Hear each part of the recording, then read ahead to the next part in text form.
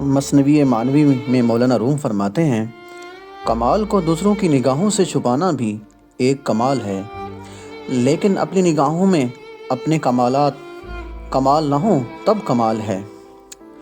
جو خود اپنے آپ کو کامل سمجھے وہ کبھی بھی کامل نہیں ہو سکتا۔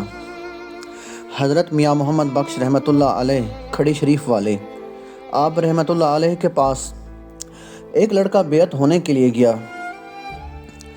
حضرت میاں محمد بخش رحمۃ اللہ علیہ صاحب نظر اور بصیرت والے بزرگ تھے۔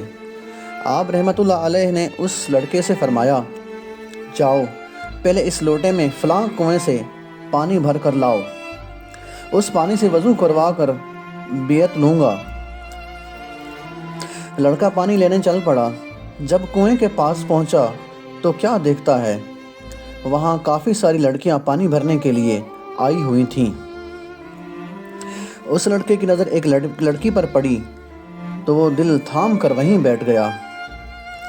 ادھر حضرت میاں محمد بخش رحمۃ اللہ علیہ جب کافی دیر انتظار کر چکے تو آپ رحمۃ اللہ علیہ اس لڑکے کو ڈھونڈنے نکلے۔